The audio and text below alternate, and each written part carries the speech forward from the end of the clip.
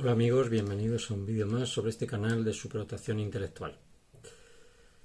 En todo proceso de guerra, bien sea una guerra con armas cruenta o bien sea una guerra fría, existe, quizá particularmente más en la Guerra Fría, existe una figura que es la figura del infiltrado, ¿no? Del espía, de aquella persona que perteneciendo a un bando se hace más proclive al otro bando por cuestiones diversas. Puede ser por dinero, puede ser por interés personal, puede ser por comodidad, por cobardía incluso. Esta figura del infiltrado es para mí uno de los principales enemigos de las altas capacidades y concretamente de los superdotados. Es una figura que a mí me resulta especialmente odiosa y normalmente especialmente odiosa porque muestra cero empatía. Y normalmente dentro del grupo de superdotados se trata de superdotados ellos que adquieren ciertas pautas de conducta que van incluso contra el propio colectivo, mayoritariamente fastidiado y perjudicado por una situación social adversa, no inclusiva.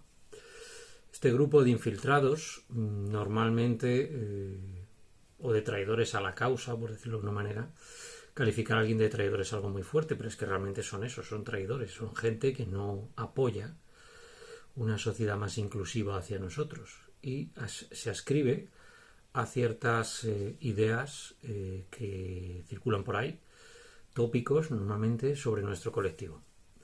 Entonces veréis a algunos superdotados decir que todos aquellos que criticamos un poco la situación en la que nos encontramos, que es una situación real, y que muchos de vosotros sabéis que es una situación real porque lo estáis viviendo en vuestra propia vida, y que de repente alguien como yo o otros como yo os dan un rayo de luz, de esperanza, en el sentido de que veis que a lo mejor toda esa culpabilidad no es tan necesaria o no deberíais ejercer esa culpabilidad. Cuando alguien nos dice eso, de repente siempre aparece alguien. Era cuestión de tiempo que apareciera alguien que formara parte de este grupo de infiltrados y que nos diga cosas como por ejemplo que aunque además son muy sutiles en sus argumentos son siempre como tratando de apoyar al colectivo, pero luego a la hora de la verdad no lo apoyan en absoluto. Entonces pueden utilizar frases como las siguientes: no hay que patologizar las altas capacidades, pero sin embargo nos interesa apoyar a aquellos superdotados que están bien integrados, porque los que no están bien integrados pues no son útiles a la sociedad. La frase es tremenda. Si nosotros utilizáramos esa frase, por ejemplo, y cambiáramos superdotados por transexuales, os podéis imaginar, ¿no?, la que se montaría. Es decir, no apoyamos a los transexuales porque bueno, pues si están fastidiados porque han sido discriminados desde chiquititos, pues que se fastidien. Lo que necesitamos son transexuales que vivan su condición bueno, pues de una forma lo más civilizada posible, según ellos. Y entonces yo me pregunto, ¿y cuántos hay de esos? Porque claro, la condición de transexual es una condición bueno, pues que no goza precisamente de una actitud de miras amplia. Por tanto, hay una trampa en ese argumento. La trampa es que en el fondo, aunque parezca que no, están atacando al colectivo, siendo ello parte de dicho colectivo. Otra frase típica es que ellos aprendieron a socializar. Por tanto, si ellos socializaron, bueno, pues otros pueden hacerlo. Por tanto, el que no socializa es porque tiene una patología. Es decir, enfrentar, no dar problemas con salud mental o con adaptación al medio, es decir, confundir adaptación al medio, es decir, no dar problemas con salud mental, es un error tremendo. Porque según eso, nos habíamos cargado a gente como Newton, que consideraba que relacionarse con personas de inteligencia menor a la suya era perder el tiempo. No era precisamente muy sociable a Newton. Es decir, renunciamos a todos los aportes que hizo a la sociedad Newton, ¿no? Renunciamos a Alan Turing porque era homosexual y sufrió acoso, incluso su patria lo trató bastante mal, ¿no? Y ya estamos hablando de una época mucho más reciente. Sacrificamos a todos los grandes genios que ha habido a lo largo de la historia de la humanidad porque no estaban bien integrados socialmente. Entonces, según eso, la humanidad retrocedería ahora casi a la Edad Media. Porque muchas de los logros, y esto está estudiado en psicología, de los logros de la sociedad han sido hechos por personas que no gozaban en su época de los beneplácitos de la sociedad. Ahí está Darwin, sin ir más lejos. Darwin fue atacado intensamente por la Iglesia en su época. Se consideró una herejía decir que el hombre proviene del mono. Nos cargamos a Darwin, nos cargamos la teoría de la evolución, nos cargamos a Einstein porque apareció una vez semidesnudo en una fiesta, como un humor muy particular de persona inteligente, irónico, sarcástico incluso también. Apareció semidesnudo en una fiesta de estas de copete y de postureo porque él estaba en contra de eso. Entonces lo patologizamos, decimos que está mal de la cabeza y lo encerramos en un frenopático y sigamos así, ¿no? Y entonces hemos acabado con la teoría de la evolución, con la teoría de la relatividad, con la teoría de la gravedad. Acabamos con todas las personas que se han salido de lo normal porque hay una persona superdotada que nos dice que hay que estar integrados socialmente.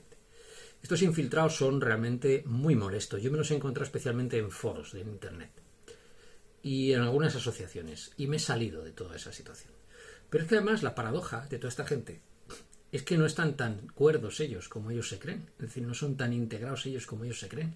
Porque si realmente estuvieran integrados, serían personas a las que les gustaría incluir a todo el mundo. Prueba de que son sectarios y de que están metidos en unas dinámicas de exclusión hacia los demás, eso no es ser muy sociable. Ahí hay una paradoja enorme, ¿no? Por tanto, hay muchos argumentos en contra de esta visión que tienen estos infiltrados, estos traidores al hecho en sí de que hay personas superdotadas que lo están pasando mal y que necesitamos sociedades más inclusivas al respecto. Uno de los principales problemas son estos. Pero es que además esta gente va a ser utilizada por aquellos que quieren una sociedad monocolor, una sociedad en la que nadie moleste, en la que todos seamos iguales, en la que no haya que atender a niños superdotados porque les pongan nerviosos a los profesores. Si el niño le pone nervioso al profesor, la culpa es del niño, no de ese mal docente.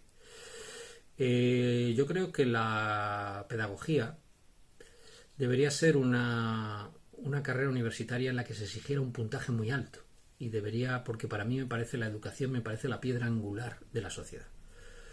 Siempre ponemos el caso de Finlandia. Finlandia es un país que ha surgido gracias al enorme esfuerzo que ha hecho en educación. Y cuando hubo un pequeño periodo ahí en el que se relajaron con ese tema, tuvo un efecto sobre el paro. Y esto está estudiado. O sea, mejorar la educación de un país es una de las mejores inversiones a largo plazo. Y las personas que van a hacer esa educación, es decir, los profesores, tienen que ser gente sana. Gente que no se ponga a la defensiva porque un niño de 10 años, de 12 años, le enmende la plana. Gente emocionalmente integrada. Pero sigamos con el argumentario que usa este tipo de gente. Penalizando a las personas superdotadas que no están perfectamente, podríamos decir, tranquilas en la sociedad, también estamos evitando la posibilidad de que esas personas sanen, en el sentido no patológico, sino en el sentido de adaptarse, de que se equilibren mejor. Por tanto, eso no es culpa, no podemos culpabilizar al enfermo, si es que está enfermo, que no lo está, simplemente no tiene un buen ajuste. Distingamos lo que sería un trastorno de una enfermedad, es decir, un trastorno transitorio de una enfermedad o una falta de adaptación de una enfermedad, no es lo mismo. Es decir, una persona puede no estar bien integrada en su mundo social y no estar enfermo, evidentemente. Pero es que además le evitamos la posibilidad de mejorarse, ¿no? De mejorar su adaptación. Imagínense ustedes que cogen el virus del coronavirus, van ustedes al médico y no le ponen vacuna ni le ponen nada y le dicen que la culpa es suya por no ponerse la mascarilla. Y ustedes han puesto la mascarilla, simplemente en algún momento pues alguien les ha podido contagiar, ¿no? En su propio domicilio o en el ascensor, que se quitaron la mascarilla para hacerse así porque estaban sudando o lo que fuera, y en ese momento se han contagiado. O sea, ustedes han tenido un control absoluto y sin embargo en un momento van y se contagian. Por tanto, sería algo increíble, ¿no? Que el propio médico te eche la culpa de todas las enfermedades que vas adquiriendo, de todos los problemas que tú tienes, ¿no? Imagínense eso a nivel global. Es decir, se te ha pinchado una rueda, vas al taller y te echa la bronca el tío del taller porque dice, ¿y a usted por qué se le pincha una rueda? ¿Es que usted no sabe conducir? ¿No? Imagínense esta situación en todo, ¿no? Se te ha roto el grifo del lavabo, viene el fontanero y te dice, oiga, ¿por qué me hace usted venir para esto? ¿Usted es que no sabe que esta tubería la tenía que haber cambiado hace 10 años? Pues mire, no lo sé porque yo me dedico a la informática y no a la fontanería. Ese es su trabajo. ¿Cómo que es mi trabajo? Y entonces estaríamos en una situación ridícula. Por tanto, no se sostiene el argumento de que no dar problemas es salud mental y dar problemas es enfermedad mental. No se sostiene. Evidentemente todo es una cuestión de grados. Es decir, distingamos lo que es un asesino en serie, evidentemente que es una persona enferma y que da un montón de problemas, de lo que es un niño que no se integra en la clase o un adulto que tiene problemas de relación con sus compañeros de trabajo. Que en muchos casos la culpa no es de la víctima. Vamos a ver, en la mayor parte de los casos, en este mundo de la superdotación, la culpa no suele ser de la víctima. Por tanto, culpabilizar a la víctima es lo fácil, es lo que haría realmente un traidor. Una persona que desde la superdotación no quiere aceptar el hecho de que hay personas superdotadas que están sufriendo. Pero es que además, esa falta de empatía a mí me hace sospechar que muchos que están bajo la etiqueta de superdotados realmente no lo son. Son personas que no tienen empatía. Porque yo cuando veo a alguien sufrir, pertenezca o no a mi colectivo de superdotados, yo siento cierta empatía por él, cierta dolor interno. Tengo mucha empatía. Es una de las cosas que me detectaron cuando me hicieron las pruebas. De hecho, fue la parte que más destaqué, ¿no? Y eso que no lo miden los test. Y precisamente hay un problema que hemos comentado en otros vídeos. Como la empatía no se mide en los test, bajo la etiqueta superdotada hay mucha gente que no tiene absolutamente nada de empatía. Yo a esta gente, personas, aunque den un CI alto, por encima de 130, no los calificaría de superdotados. Diría que les falta toda una parte que no miden los test, que es esa parte, insisto, de empatía, de inteligencia perceptiva, de entender las emociones ajenas, las propias, sensibilidad, etcétera. Un superdotado, como decía Jean Xiaofachin, a la que citamos mucho, pero es que es una frase para mí de las mejores, un superdotado piensa con el corazón, piensa con esa parte del cerebro, de la mente, que tiene que ver con lo emocional y no es simplemente una máquina de calcular. Por tanto, todos estos que van de sábelo todos, que van de que, bueno, ellos son la verdad suprema, pues evidentemente no nos sirven de nada. Es más, nos perjudican. Porque precisamente al adscribirse a la etiqueta de superdotados, todos aquellos elementos de la sociedad, y de esto hemos hablado en el vídeo de grupos fácticos, todas aquellas asociaciones fanáticas desde el punto de vista religioso o político que quieren esclavizarnos, nosotros les molestamos y ven un arma de destrucción de nuestro colectivo a aquellos infiltrados, traidores que se meten con nosotros mismos. Es decir, esto es una estrategia bélica que siempre se ha utilizado, ¿no? También se utiliza a nivel político, ¿no? Los disidentes, ¿verdad? Meter en un partido político a alguien que critica la dirección de dicho partido es la mejor forma de cargarse ese partido. Ya lo hemos visto en la historia reciente de España, ¿no? Hemos visto, por ejemplo, partidos como UPyD, ¿no? Unión, Pueblo y Democracia, que fue dinamitado desde dentro, directamente. Se infiltró allí a gente que se metió dentro de ese partido y se dinamitó. Y yo particularmente, aunque nunca he sido votante de ese partido, creo que ocupaba un espacio muy interesante, que era un espacio de, bueno, pues de un partido político que defiende unos valores, que son una combinación entre lo que sería un concepto de Estado sólido y al mismo tiempo un concepto de cierto progresismo. Por tanto, yo creo que ocupaba una pieza fundamental que hoy, si os fijáis, en la historia de España 2022, esa pieza está vacía. Ahí precisamente hay un vacío. Y ese vacío se ha intentado llenar con otro partido político, que es Ciudadanos, que también está siendo dinamitado desde dentro. Es decir, hay una pieza ahí, que era la pieza que ocupaba, y no me gusta hablar de política, pero creo que es un magnífico ejemplo, que es la pieza que ocupaba la socialdemocracia que no cuestiona el Estado fuerte, digamos. Y esa pieza es en estos momentos bastante necesaria. Hay otras piezas que faltan también, dentro de la política española. Por ejemplo, falta la pieza liberal, pero un liberalismo real. Esa pieza falta. Los partidos conservadores han ocupado todo el espectro y, claro, surgen disidencias, pero las disidencias que han surgido han sido hacia lo que podríamos decir la derecha de los partidos conservadores, en el caso de España. Pero, ¿y el sector liberal? No hay un partido liberal como tal. Hay un partido que se adscribe a una etiqueta liberal social, pero un partido liberal como tal no hay. Y también es una pieza necesaria. Yo veo la política como un ecosistema. Es decir, necesitamos poder elegir, necesitamos muchas piezas para que en ese juego yo no veo que haya una pieza que tenga que dominar sobre otras. Cada pieza es importante. En un ecosistema no pueden dominar los herbívoros porque entonces el ecosistema se acaba. Tampoco pueden dominar los carnívoros. Es decir, un ecosistema político se basa en el equilibrio de piezas de todos los partidos que entran dentro de ese juego de ofertar al ciudadano distintas cuestiones. Y la ciudadanía es muy sabia y la ciudadanía vota en base a, aunque a veces vote cosas que aparentemente vayan en contra, lo cierto es que a largo plazo tiende a ser sabia. A lo mejor a corto plazo no lo es tanto, porque se deja engatusar por los políticos, pero a largo plazo la ciudadanía es sabia y sabe elegir, y piensan más 100.000 cabezas que una sola por muy inteligente que sea. A largo plazo, insisto.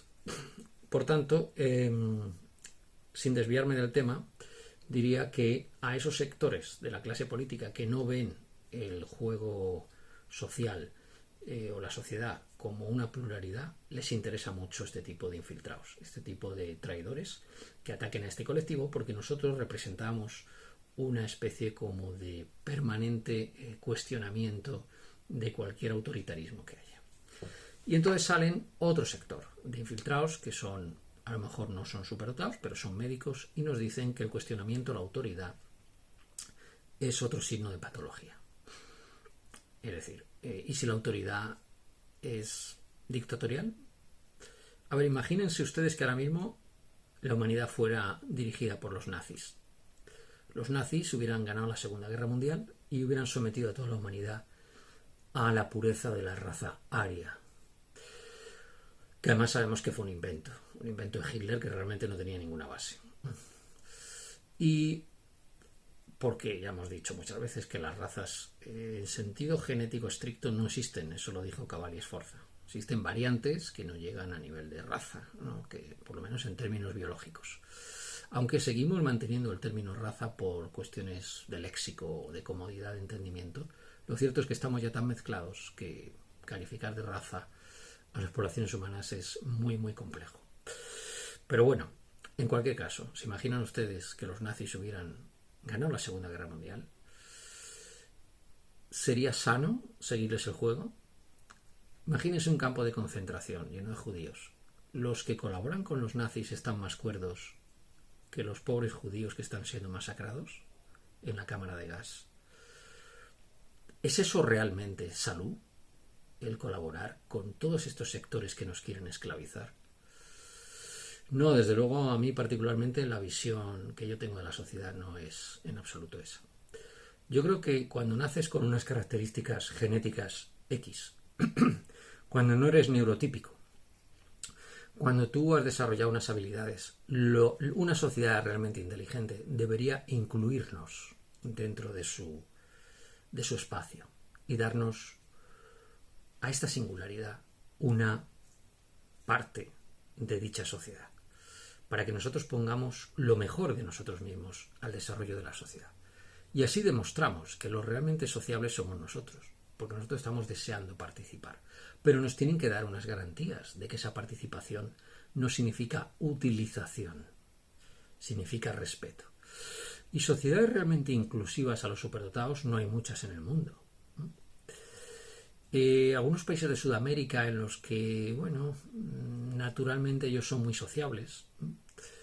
Yo me he encontrado que no tiene ninguna importancia ser o no superdotado en algunas zonas de algunos países latinoamericanos o iberoamericanos porque, bueno, pues la gente es muy abierta. Por tanto, a nadie le preocupa que tú seas más o menos inteligente. La gente vive desde la emocionalidad, vive desde la inmediatez. no se hace problema con estas cosas. Ese sería un buen país para estar. Y estoy pensando, por ejemplo, en muchas zonas que conozco de Chile, de Brasil, donde me he encontrado realmente a gusto y a nadie le ha preocupado mucho si yo era profesor universitario, si yo era doctor, si yo era... No me he sentido excluido por nadie, absolutamente por nadie. Puede ocurrir lo mismo en ciertos ambientes en países occidentales, ciertos ambientes obviamente más cultos, más propicios para esas personas que tienen estos perfiles, ¿no? Pues puede ocurrir que tú seas aceptado, ¿no? En ciertos entornos, ¿no? Con ciertos colectivos. Ser profesor universitario en mi caso no significa que toda la universidad sea inclusiva, o sea, no se confundan. El nivel educativo no tiene nada que ver con el nivel de apertura mental o de inclusividad. Yo me he encontrado los sectores más reaccionarios precisamente dentro del ámbito universitario. Y por el contrario, me he encontrado que la gente más llana, la gente con un nivel educativo incluso más bajo, te trata, que también me parece fuera de lugar, pero bueno, te trata con una diferencia o con un respeto mucho mayor que lo que pueden tratarte tus colegas, ¿no? De trabajo. Por tanto, la inclusividad yo creo que es la señal de una sociedad realmente evolucionada. Y cuando vienen estos cantos de sirena, que lo único que pretenden es atraernos hacia las rocas para destruirnos, diciendo que no, lo que hay que hacer es con el niño, el adolescente superdotado, lo que hay que hacer es que socialice mejor, obligándole a ser de otra forma. Te están, en el fondo, cercenando.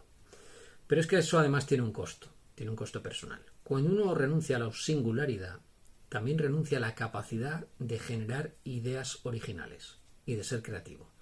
La creatividad se basa en la individualidad, en la capacidad para generar ideas originales.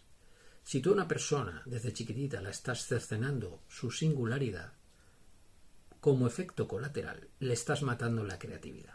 Por tanto, esa creatividad escasea y mucho en las sociedades avanzadas occidentales, precisamente porque estamos cargándonos la originalidad de pensamiento. Y para compensarlo hacemos los programas de atraer el talento. Pero esos programas de atraer el talento, vuelvo a repetir, que lo he dicho en varios vídeos, que lo que están basados no es en atraer las ideas originales, sino en atraer a la gente productiva, a la gente que hace lo que hace de manera muy eficaz. Es decir, al que saca buenas notas, o al que produce muchas patentes, o al que produce muchos trabajos científicos. Nadie se plantea si realmente eso que está produciendo sirve para algo. He puesto este ejemplo varias veces y lo vuelvo a poner porque es un ejemplo muy sintomático. Ahora mismo estamos ante un proceso en el que tenemos, como biólogo, lo voy a decir porque voy a usar ejemplos que me resultan cercanos, que son para mí más fáciles para explicar lo que quiero decir. Estamos ante un contexto muy grave. Tenemos grandes masas en el mar de contaminación plástica. Tenemos unas grandes estructuras de deterioro ambiental por cambio climático, por desertificación. Ha llegado el momento de solucionar estos problemas. Y estos problemas no se van a solucionar porque haya muchos empollones haciendo muchas cosas, sino porque alguien de repente descubra algún sistema químico para destruir el plástico de manera barata y fácil. Porque alguien descubra, químico o biotecnológico, me da igual, porque alguien descubra cómo chupar todo ese CO2 que sobra de la atmósfera. Y eso no lo hace un empollón, eso lo hace un genio. Pero claro, si los genios escasean porque los hemos estado penalizando de chiquititos, la sociedad está condenada. Y esto es un poco lo que quería decir en este vídeo. Estamos ante un momento de enorme gravedad. Un momento en el que la sociedad se ve ante una encrucijada de supervivencia incluso de nuestra propia especie. Yo creo que ha llegado el momento de empezar a buscar la solución en nosotros mismos. La solución está en esa enorme masa de gente súper creativa que hay en todas partes. Somos el activo que puede hacer que las cosas cambien. Y dentro de nuestro colectivo es donde habría que empezar a buscar. Y eso sería altísimamente rentable. Así que como sociedad no nos podemos permitir el más mínimo desliz, ni nos podemos permitir la menor pérdida de tiempo, porque la gravedad de los problemas que tenemos que enfrentar afectan a nuestra propia supervivencia.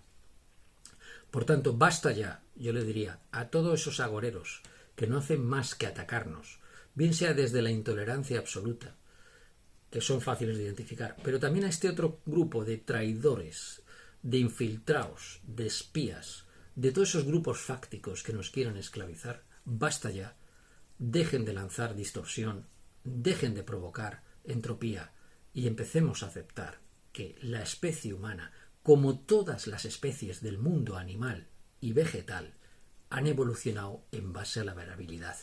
La variabilidad es la enorme fuente de evolución, y si eso funciona en lo biológico, también funciona en lo social. Así que no os dejéis engatusar por todos aquellos que os están patologizando, aunque sea de manera sutil, y que os están diciendo que no sois válidos porque sois diferentes. Empezar a quereros más a vosotros mismos para estar equilibrados con vosotros mismos, y cuando estéis bien equilibrados con vosotros mismos y os aceptéis, aunque haya una legión de personas que os digan que sois raros, que sois diferentes y que sois gente que no merece la pena por ser distintos, no les hagáis caso. Sé que es muy difícil cuando oyes todos los días sistemáticamente este mensaje desde pequeñito. Es muy difícil abstraerse de esa intoxicación mental, pero identifica el problema. Tú tienes derecho a ser como eres, tienes derecho a tu singularidad, tienes derecho a quererte a ti mismo. No consientas que haya nadie que te diga lo contrario. Un saludo, un fuerte abrazo, y estoy convencido que al final nuestra estirpe sobrevivirá, porque somos capaces de solucionar los problemas y porque la sociedad tarde o temprano se va a dar cuenta que nos necesita. Un saludo. Hasta otra.